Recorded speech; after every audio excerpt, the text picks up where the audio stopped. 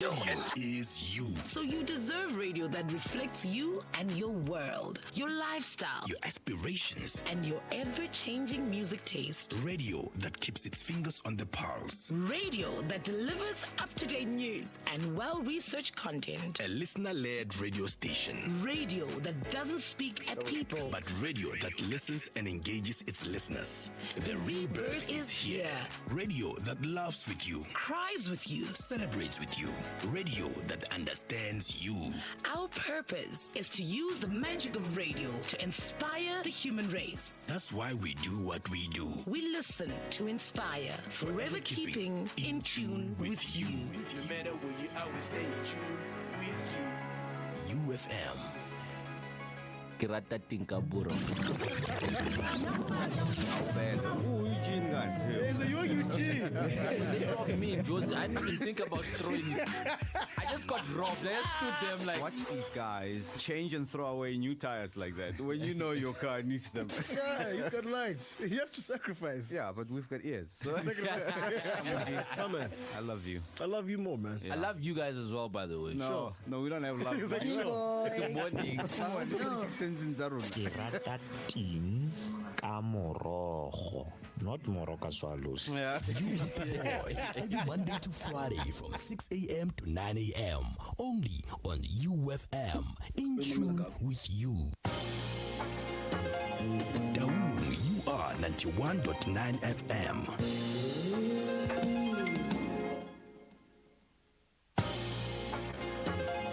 Ziras, you are 93.5 FM.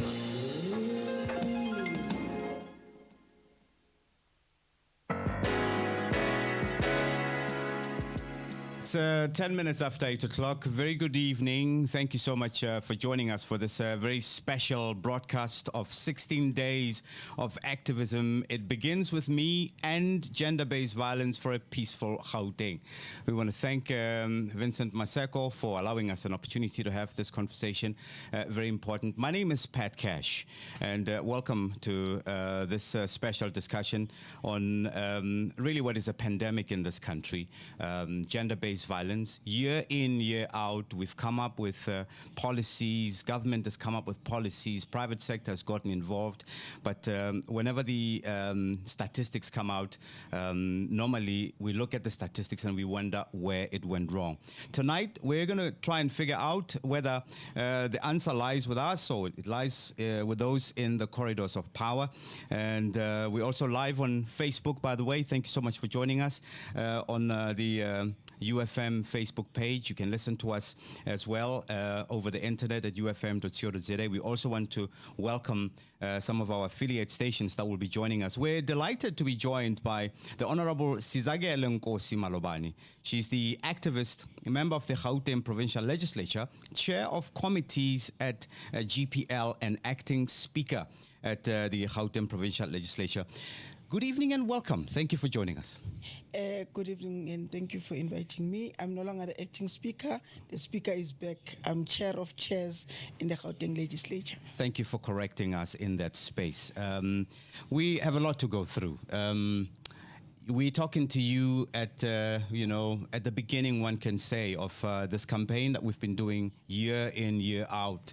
If we were to retrace how far we've gone, we would want to look at the statistics. But let's start with your role at the Gauteng Legislature. You're the chairperson of committees at Gauteng Legislature. Talk to us about what your job entails.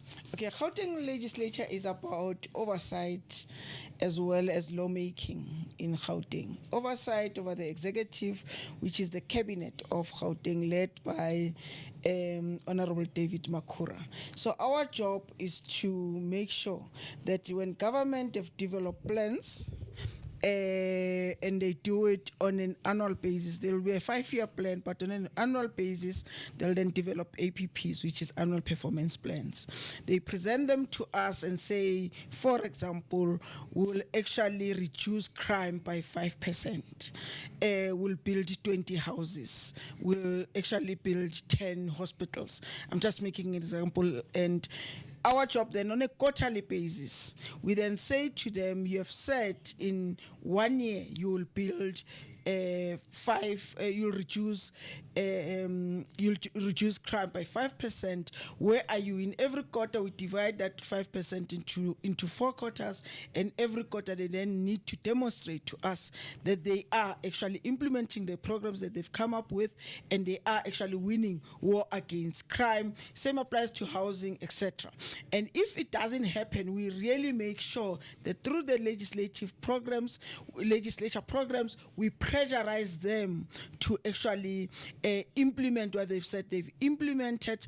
But we also involve our communities, because sometimes as part of checking whether things are actually happening, we involve our communities, who will then come and confirm what the departments are saying they've done, or sometimes they will actually indicate to us that the department is not telling the truth, that they've done 1, 2, 3, 4, 5, and we come up with intervention programs. That is the job, or my job, and my job then is to coordinate all committees that are responsible for oversight in Gauteng, make sure that they as committees are actually pressurizing the executive or the cabinet of Gauteng to be accountable, and also make sure that they honor their promises to the citizens of Gauteng. I gather there probably is a danger of this being a numbers game. Year in, year out, when statistics are being shared by whatever police ministers there, we realize that we have a challenge. I mean, I'm reading a book now by Professor Phumladine Okola. It's called A South African Nightmare, Rape. And one would have said through the statistics that the police minister was releasing. What are these statistics often greeted with the level of disappointment, in your view, that the members of the general public often look at this and go, we're losing this fight? I'm actually a woman. I'm a mother. I'm one of those people who are scared of rape. I drive at night. I walk in the streets of Gauteng. I'm scared that I might become a victim of rape. So I can't pretend that when statistics come up is who's next? Am I the one who's going to be next to be raped at my age? But I also have children. I've got daughters, I've got sons that might also become victims of rape. So I won't pretend that the fear that people of Gauteng or women of Gauteng have, I don't have, I do. I'm actually very scared. And when statistics are being presented, the other day when statistics were presented, one of my friends in Facebook was saying, and he knew that he was provoking me. He said, your minister is now the minister of statistics. He's not coming with good news. It doesn't demonstrate that we are actually winning the fight against crime and the fight against sexual offenses, the fight against GBV, the fight against femicide, And he was saying this because he's disappointed. And I'm also disappointed. And I think it is important to first say that and acknowledge the fears that our people have. I'm not going to dismiss those fears, because those fears are genuine. Genuine because you look at the statistics, this thing is no longer just an activity, a crime offense, but it is now becoming a pandemic. And unfortunately, because society chooses what to prioritize and what to declare as pandemic. Women have actually, the statistics are going up every year or every hour. And people still don't see it as something that we as society need to unite and fight against it. And we only wait until it happens to you. And until it happens to your mother, until it happens to your daughter, until it happens to your aunt or cousin, and it's only then that you realize that some form of intervention must actually happen. And I'm saying this because in this country have experienced apartheid. We were united to pressurize those that were in corridors of power, as you indicated, and force them that and isolate them and force them that these laws must actually change, and of course they need to hand over power to our people. In the 1990s, with serious challenges around violence, we were all united, and you know why people actually stood up and fought this violence? Because men were dying. I'm not saying women were not. Some of the women were definitely raped, but majority of the people who were dying during that time were actually men. And people stood up because it directly affected them, or it directly affected part of society that won't stand the pain that comes from wherever. And they stood up and got united and fight against it. We had AIDS. Again, people died like, shall I say flies, but I hope people don't take it badly. But people got united in coming up with a solution to the problems of AIDS, and today less people are dying because ARVs are available. So are you saying we've over time become desensitized to gender-based violence to a point that we shrug at our responsibilities in terms of stemming the tide? Unfortunately, yes. Unfortunately, yes, because of how society views women.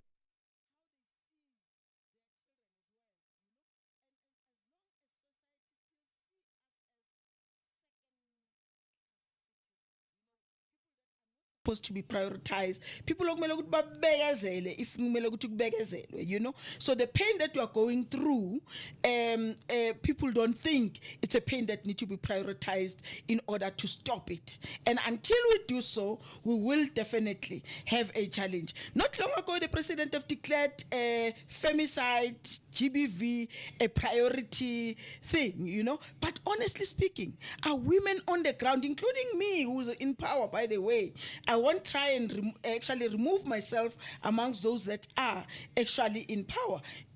Are we feeling the program, the investment that the president have invested? You know, is the money just there and used for something else, as opposed to dealing with bringing up real programs that will reduce rape in our communities, femicide in our communities, you know? And of course, we can't keep on having events. I was going to jump in there, if you would allow me. All the programs, over the years, I've been following government's programs on gender-based violence, and I stand to be corrected. The private sector has come to play as well. There's so many other private sector companies buy this product, will take this amount of money, we will donate it to gender-based violence. Where do we get it wrong? You know the problem with South Africans, including our government, including me, we always throw money in every problem that we have. This is an attitudinal problem. It's people who believe that they've got power, and they want to exercise that power by actually raping, killing, beating up women on a daily basis. Anyway, because any man who beats up women, any man who rape a woman, any man who kill a woman, unenkinga yakhe yokuthi he's got low self-esteem, kuna something engasebenzi kahle emenza ukuthi abe nenhliziyo embi. Interact with victims of violence, victims of rape, and find out what kind of men rape, and they will demonstrate to you. I mean, I sit in court and listen to what kind of men rape. It's actually useless men that rape. Instead of addressing the challenge that they've got, they actually take it out on women and children. So until we change attitudes of people, talk about it every day. It doesn't work. Let's talk about it every day. And if you are a rapist, you must be told that you are a rapist, and a person who has been raped should not be the one that becomes a perpetrator, because our country in particular, even our courts, when a person has been raped, she's the one that goes to trial. And the person who have raped is the one that society sympathizes with. You know, your mother, your wife, your child will say, instead of calling the police, we call a family meeting. Thank you.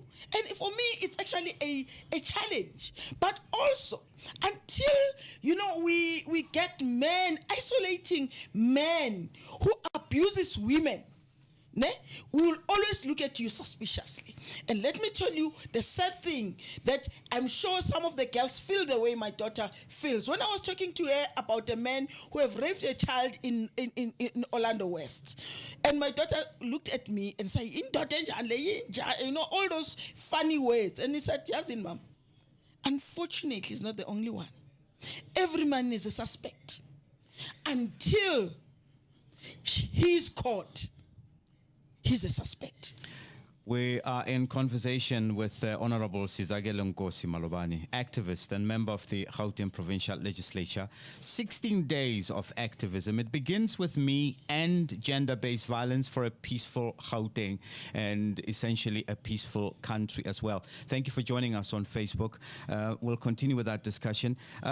You were MEC for community safety at one point. The issue of the ratio of police to the population must have come up. I mean, I was looking at the statistics. We've got about 142,000 police officers. I mean, that's one officer for every 572 people. The UN has got a different recommendation that one officer must be for every 450 people. I mean, that's out of kilt. Before we talk about our responsibility, let's talk about law enforcement. Do we have enough police? Is that even a solution for us to be putting more police on the street? I don't think we do have enough. And that is why when I was MEC, together, of course, with Minister Cele and at some point Mbamulula, we were in the process of increasing the number of police. Unfortunately, COVID came. And we're increasing at a rate of at least for Gauteng, 1,500 police per year. And that number was not enough still because of natural attrition, but also because of discipline, where people become corrupt and all that jazz. Something else happened. We were losing more than 1,000 officers a year in Gauteng. Losing them to being killed or them quitting the force? As I've indicated, quitting the force, getting killed or die because of natural causes, or they retired, So we're losing quite a number. And that 1,500 was not really addressing the challenge of our challenge of having less policemen. Instead, it was just replacing officers, but it was not replacing quality and experience. So we still had those challenges, and of course we're hoping that if we have had more numbers, we'll then make sure that in the process, if a group comes in, that group still continues with training. But unfortunately, last year we could not take enough officers, or we didn't make enough intakes in order to actually increase that number. I agree with you that we have a challenge, but remember, we can have 100,000 police officers per person, but as long as the quality ingekho, a police that is able to understand that he's there to provide a service to our people. You're talking about the UN, you're talking about countries that have already developed an attitude, officers that have got good attitude towards their people. I mean, Botswana have got less officers than us, but the attitude of officers in Botswana is completely different from South Africa, but also the laws in Botswana are also completely different from our laws in South Africa. And when you are actually sentenced, they mean what they've said in court. Making an example, we've got good laws in South Africa. If you rape, and particularly you have raped a child, you do get a life sentence. But life sentence is not life sentence in South Africa. Life sentence is 21 years or 25 years in South Africa. If a 17-year-old brutally rape a 7-year-old and he gets life sentence, after 21 years, he'll be back. What's the solution then? An amendment of the laws? The amendment, particularly mandatory laws. If it's life sentence, let it be life sentence. So a person who have raped a woman must actually serve the years that he has been sentenced. Or alternatively, give them 100 years. And if you give him 100 years, he will stay in prison. Half of 100 years is 50 years in prison. As the legislature, are you confident that your contact centers, like the police station, and other shelters, are they well equipped to deal with victims of gender-based violence? It differs from one police station to another, but let me go to shelters. We've got shelters for abused women, and I belong to one of them. I established one in 1999. It's 22 years now. And it's not the only one. We've got Ikaele Temba, we've got Power, you've got Vow, you've got Wawa, etc. You go to those shelters, they are equipped to really assist victims of GBV. And those, and mind you, we don't have to even reach the issue of, reach victimhood, because we need to protect women from becoming victims. But they go in there and get assistance. And I'm confident because I've visited quite a number of these centers, not only in Gauteng, but also in other provinces. They try to give proper service to women who are victims of gender-based violence. And some of them, after having received some treatment, they actually go out and become independent and go back to perpetrators, right? And some of them, even if they go back to their perpetrators, they are well equipped to defend themselves or to be completely independent and not depend on a perpetrator. But how many shelters do we have? And how many women get raped and actually abused on a daily basis? We don't have sufficient shelters. We need to increase them. But my attitude, to be honest with you, why should we remove women to shelters? Why don't we remove? With the perpetrators? Let's deal with the perpetrators. And actually, we need to do it decisively. And yes, government can do so much, the police can do so much, but us as community can do more. And the only way to deal with these people is to isolate them. The other criticism of this shelter space is that we don't seem to have enough that cater for the LGBTQI plus community. No, it's true. It's true. I'm very close to some activists of the LGBTI community. There has been attempts to actually come up with shelters that will accommodate them, but we don't have to isolate them. For the mere fact that you're calling them a community, we're isolating them. We're saying they're not part of us.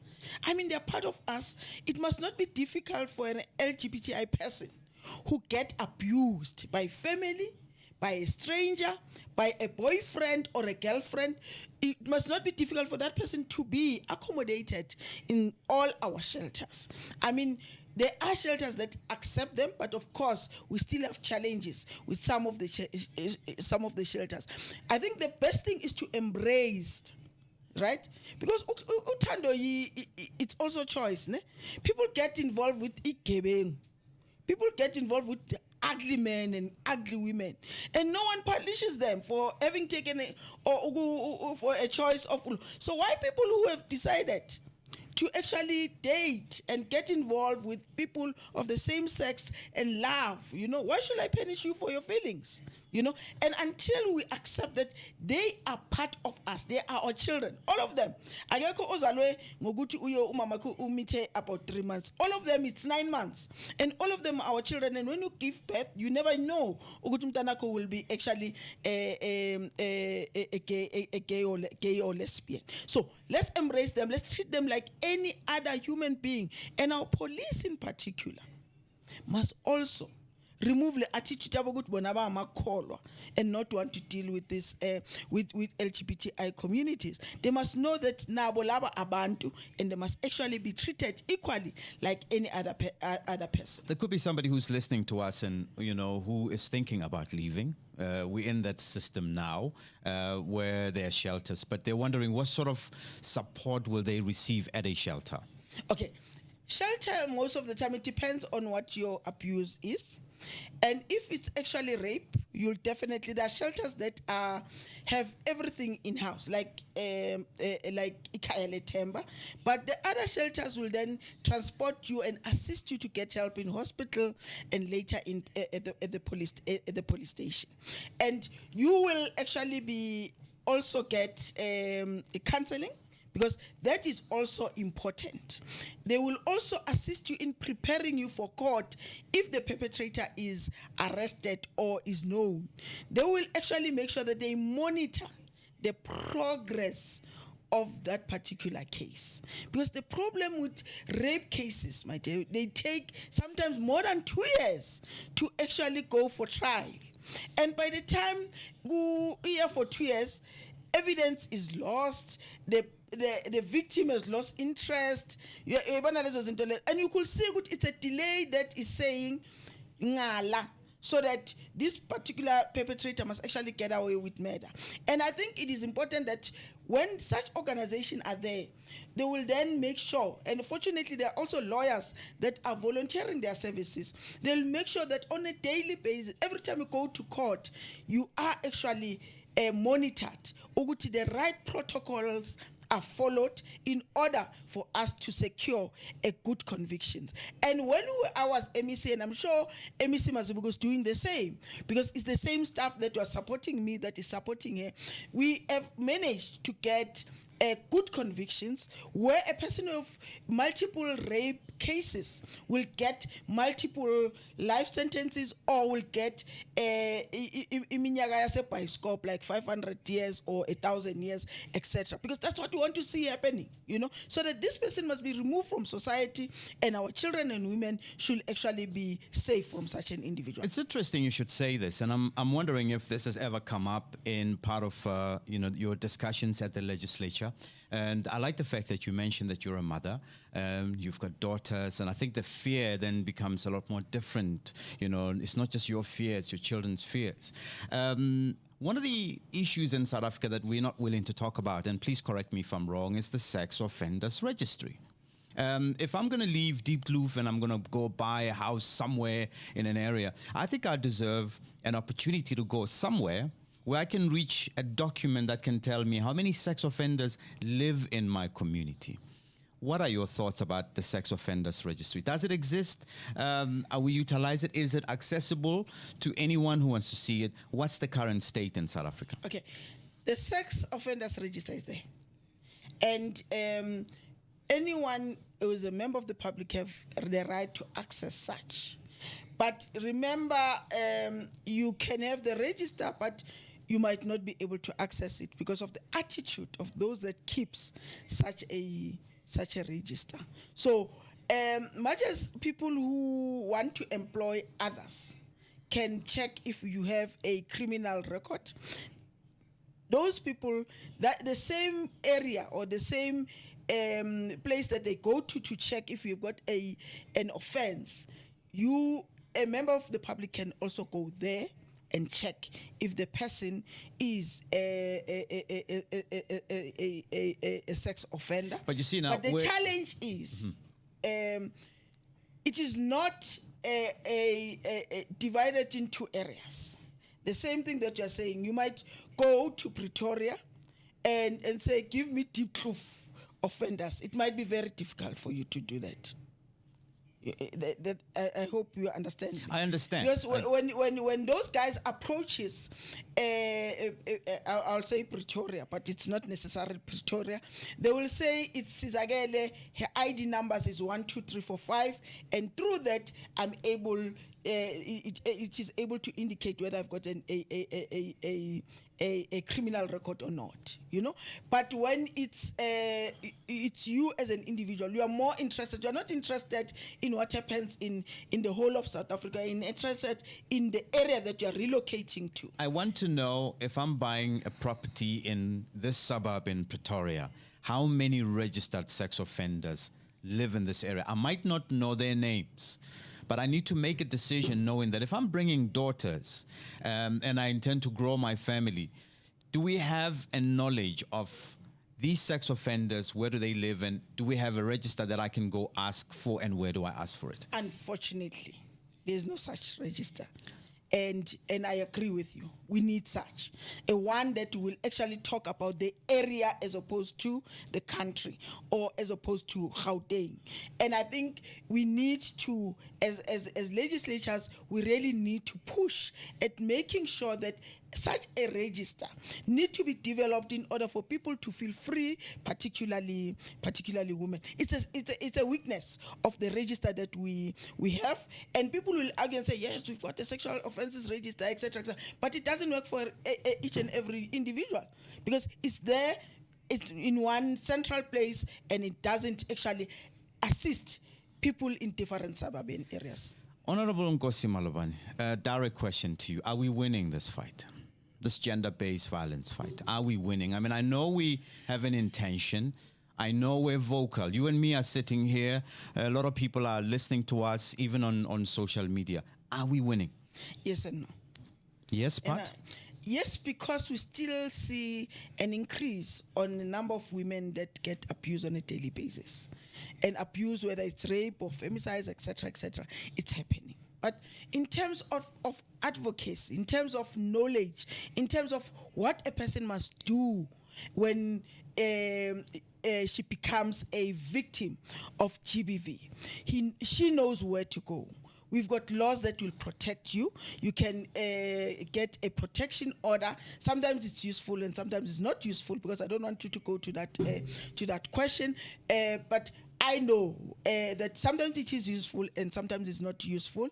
You can get a restraining order, but you can report and a person will be arrested and go through trial. So, instead of going, because before what used to happen was, you'll go to police station, you'll be treated badly, and you'll actually be made to feel that you are dirty and made to feel that you are actually the perpetrator. And a lot of women will decide to leave the police station and not continue with the case. But now the system, the police, in Gauteng in particular, we've got police that we trained as forensic investigators, and those guys use that skill. That's why we've got FCS, a very active FCS in Gauteng, that will deal with such cases, and they've had very successful convictions or successful outcomes of such cases. But as I said to you before, that it's not supposed to happen. Crime, this kind of crime is an attitudinal challenge or attitudinal problem. It's about changing the mindset of individuals. We need to talk about it on a daily basis. We need to teach our young people, young boys, not to rape. For example, I've started a program, and the presiding officers in Gauteng, in January, when we go to schools, we will be addressing that in response to what happened with the young girls that got pregnant at Abanabo 11, 12, 13. So we go to schools. I've started about a week, not even a week ago, about 3 days ago. I engage young girls about what to look for and them trying to keep with their peers. Because a grade 8 student, when he goes to, and that is the 11, 12, 13, 14 that you're talking about, a grade 8 student, when he goes to high school, gets targeted by boys who are in grade 11 and grade 12 and use them as sex objects. And this a grade 8 is innocent. Agazinix, most of them have never been touched before, and these boys actually target them by user. Same applies to first-year students in universities. And until we engage our girls what to expect and what to try and avoid when they go to such institutions, this problem will persist. Because in Kenya, we're not prepared as parents to confront the truth. The other issue that I'm raising with the girls, unfortunately, a number of men or young men are actually committers of such a crime that they think it's not a crime. Most of the girls at young age, their first sexual relationship was forced. Where umuntu kuthatha uyanawe kubo, and nihlele lapha nidla amasimba chips. After eating amasimba chips, he say he wants to sleep with you, and you refuse. He forces himself on you, and the relationship doesn't stop; it continues. Ne? Uyaqhubeka now mhlambe 10, 15 years and even get married, but your sexual intercourse was rape. It's interesting you should say that. I was working for, a different radio station here in Johannesburg, and I was sitting in a newsroom, and it just happened by coincidence. I had about 6 or 7 of my female colleagues, and this topic of rape and, gender-based violence came up. And interestingly, when I went around the room, and this is one of the reasons why today I make it a point that I read on, rape, for an example. When we were going around the room, I found that out of the 6 women that I was sitting with, at least 5 of them, their first sexual experience was coercion, was forced, and as you say, that initial relationship did continue, but the scars remained. And I'm glad that you brought it up. The other issue that I'm wondering if, is it part of gender-based violence? Should we bring it up when we talk in the space of, 16 days of activism, is human trafficking. Women getting forced into prostitution, and some of them becoming drug mules. And in all of this, the man, often referred to as a John, gets away scot-free. Should we be talking about decriminalizing sex work, or that's a discussion for another time?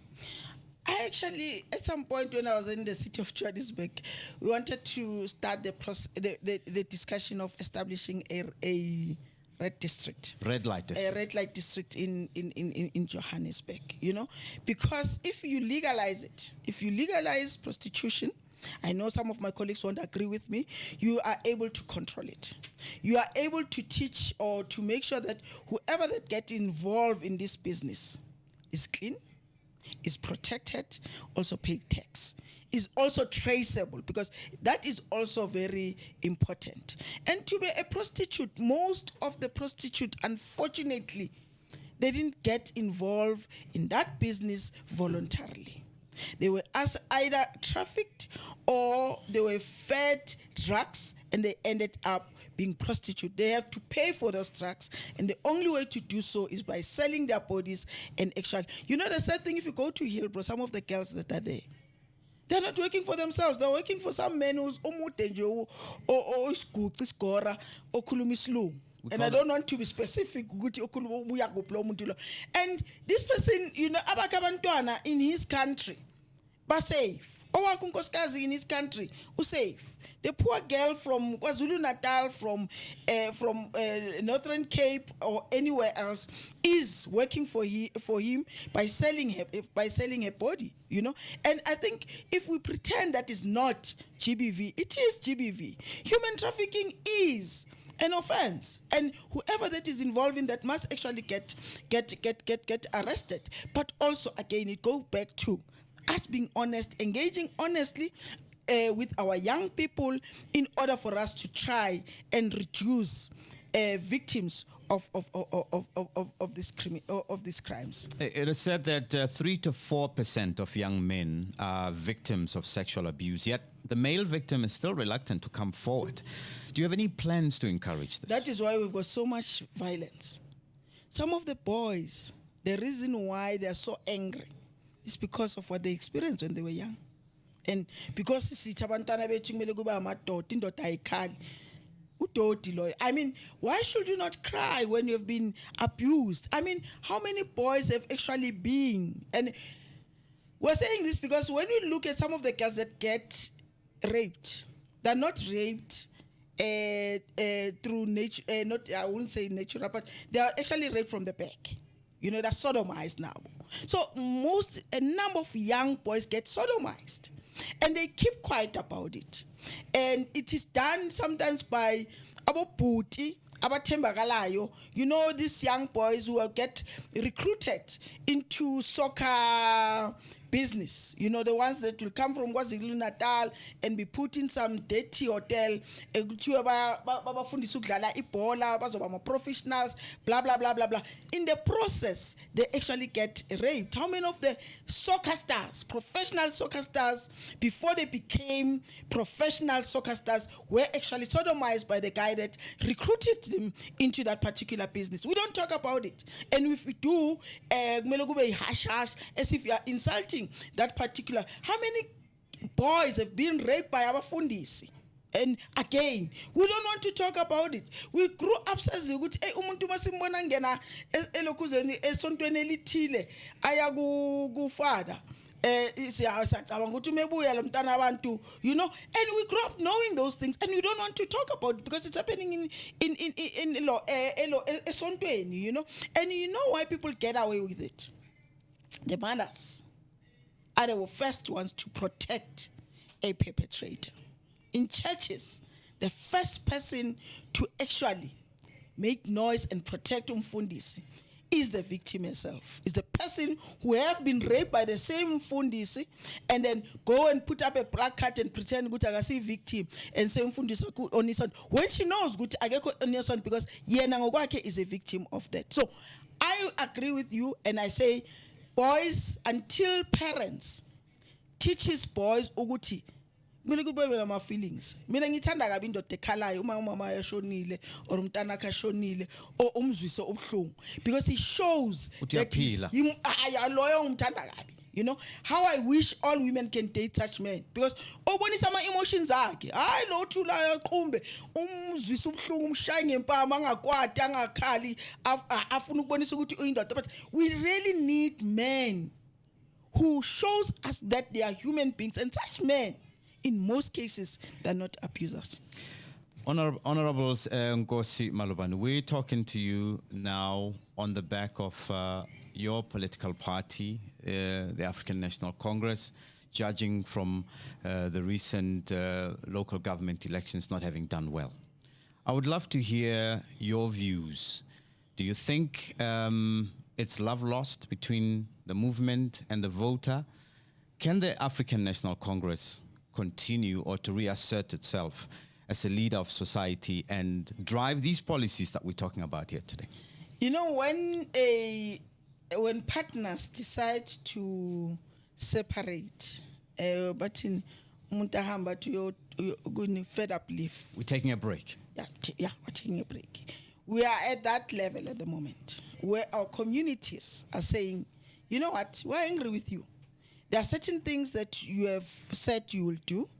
There are policies, good policies that you have developed, but you have not done well in the implementation. And remember, implementation has happened, by the way, but there might be areas that are gray. But you also turn a blind eye on wrongdoers. You know, you are not confronting these issues that we as society are not happy with. And for that reason, we have decided to separate. We have decided to actually go on a fed up leave.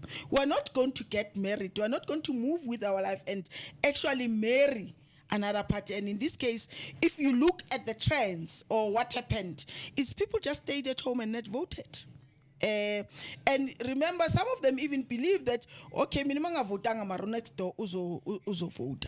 I think it is time for us to then do what is called audit or stock taking, where we need to look at what went wrong, which areas were weak, and which areas are strong.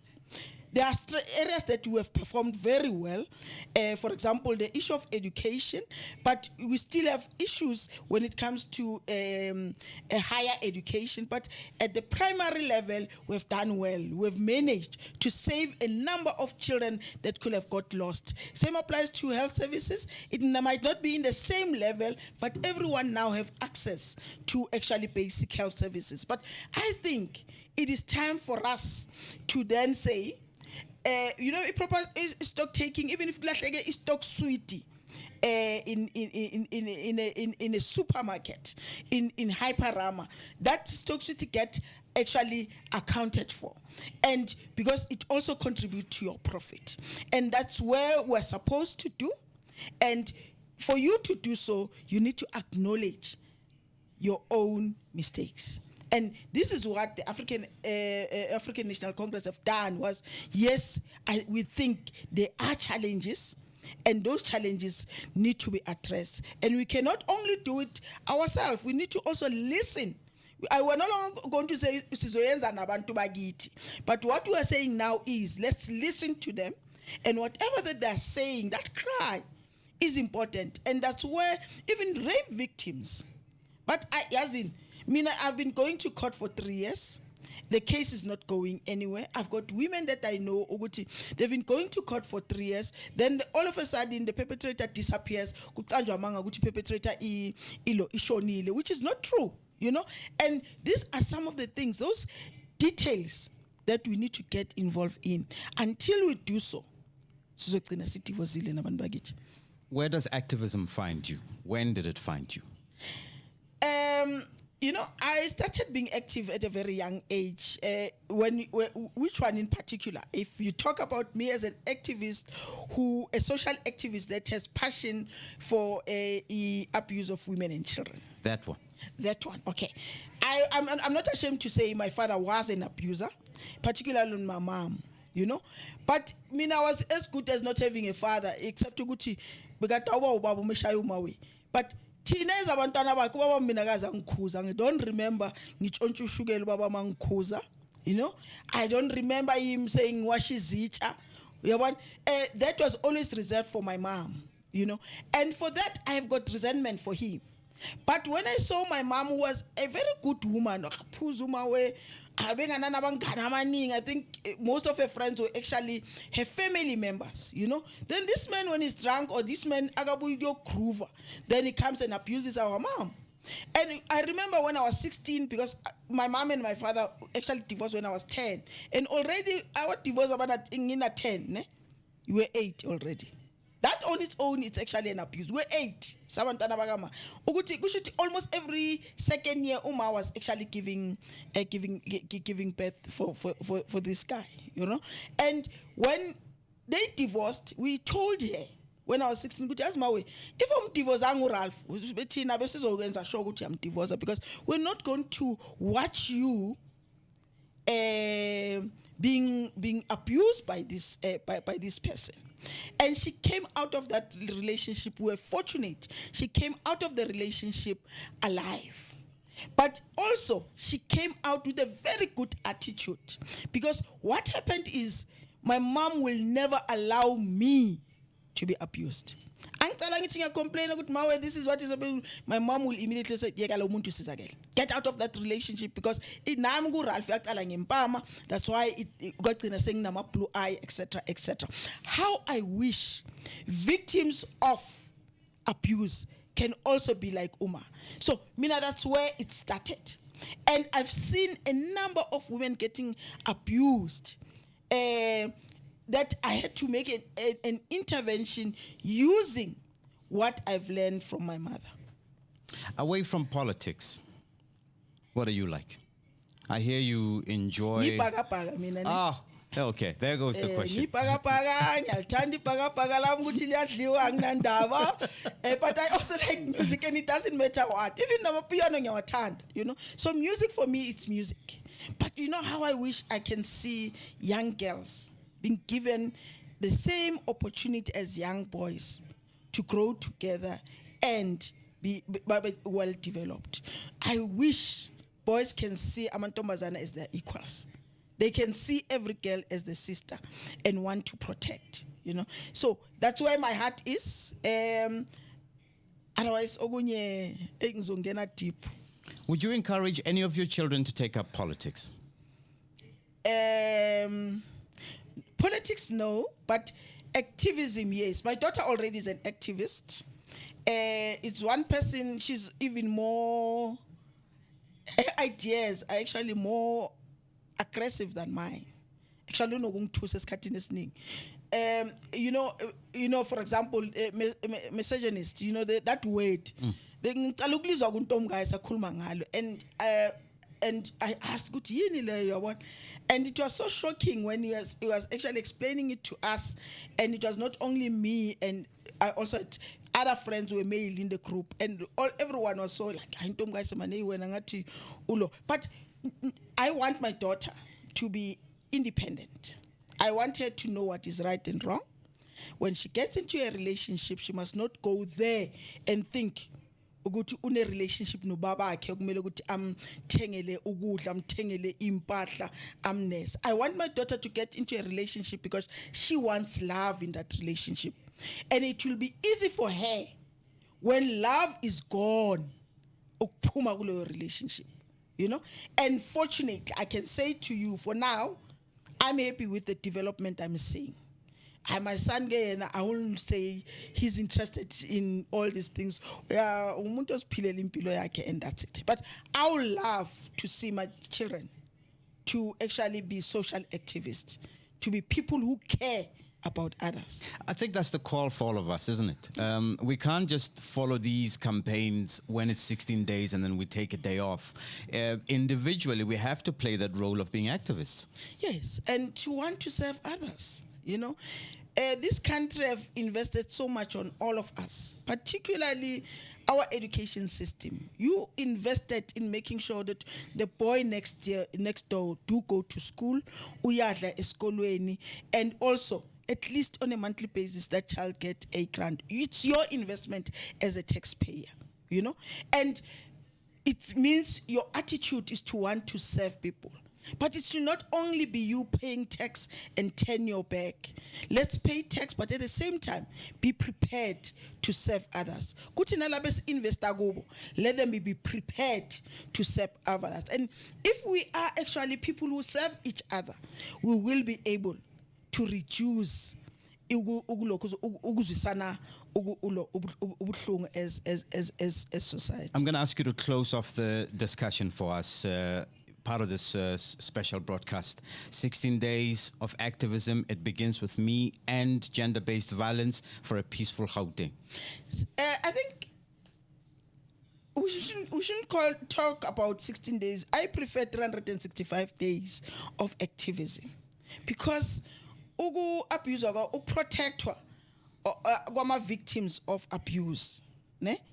It should not be an event. It should be something that we do every day, every hour, you know, every week, every month. So we can use the 16 days to review or to assess the progress esienzile kule 365 days, you know, because it's important that when you hear a scream next door, ungathathi umqamelo uvale indlebe and not want to listen to ukuthi kwenzakalani laphana, you know. You must actually be prepared to wake up and investigate what is happening, and if possible, make an intervention. So let us then, as communities, as people in Gauteng, let us then commit ourselves ukuthi if you were a victim, it has stopped with you. And if you are not, it will start with you to be an activist to fight against GBV. It's been a special broadcast, and it's part of the 16 days of activism. We want to thank everyone who was able to tune in and those that were able to join us on different platforms, including Facebook.